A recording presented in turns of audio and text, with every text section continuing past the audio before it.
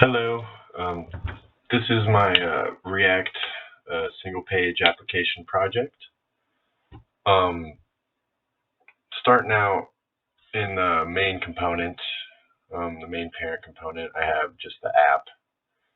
I started out, fetching all my stuff from my backend with the array of objects, of just foods I like. Here's my URL right there, and then grabbing the response, turning the response into JSON data, then grabbing the foods data.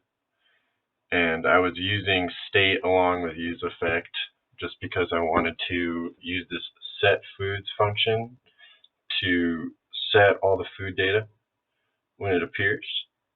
And then I set this to an empty array, just for when the fetch request happens, it doesn't keep looping a fetch, and it sets it to just an empty array once it renders.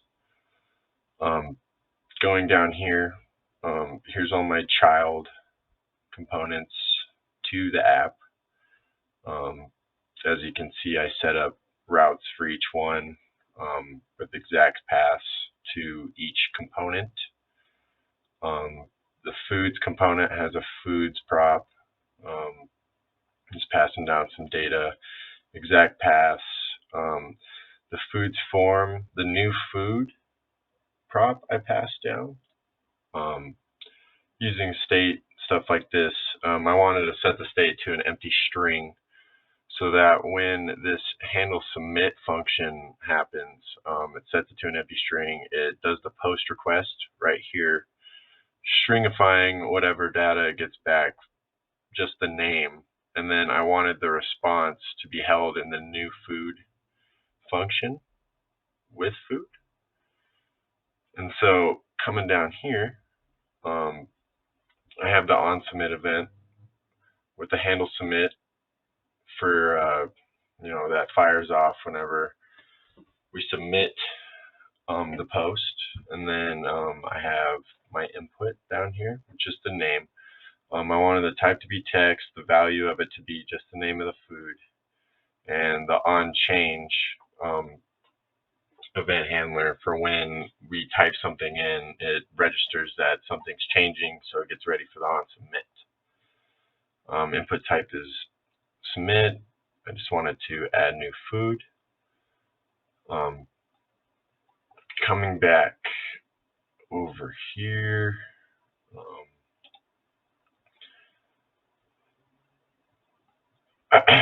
using the state, I called new food over here.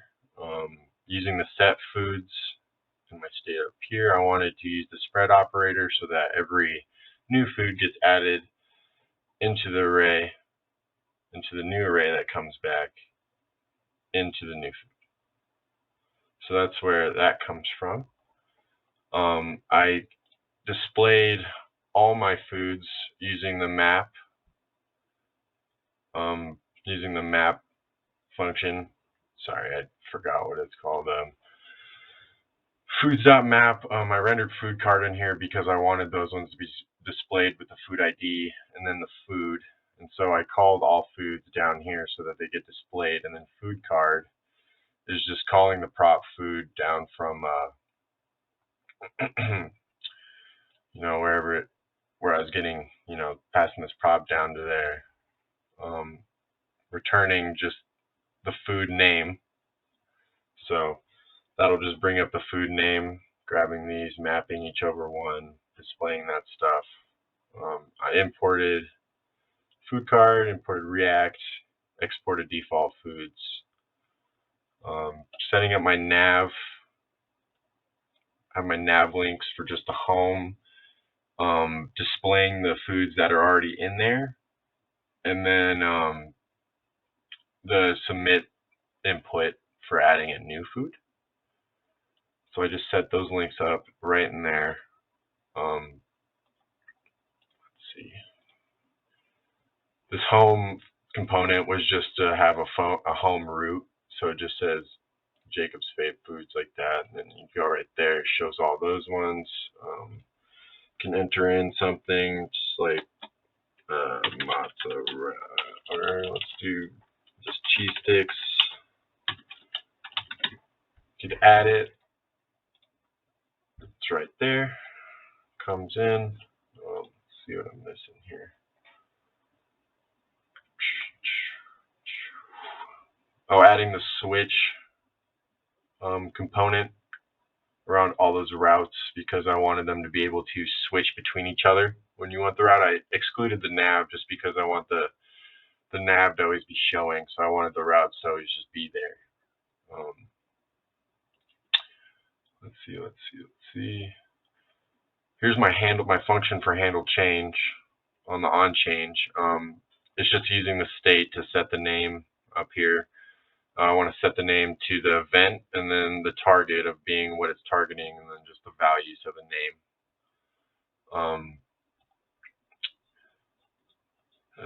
Then the handle submit, of course, function is handling the post request, preventing default so that so the links won't be able to go anywhere else than just this page. Setting the name to a blank string, just so when it renders, there's nothing there yet, so that we have like something empty to just add in the new food, new string. Yes, I think that is about it. Let's see. Just making sure I went over my state and such. Using the state, this is just the initial state of foods, and then my setter function, so I can set the foods to what I want, or what I want to happen with the foods. So that's how I use the spread operator. Just spread out the foods, and then just to call new food up in here from FoodsForm. And that should be it.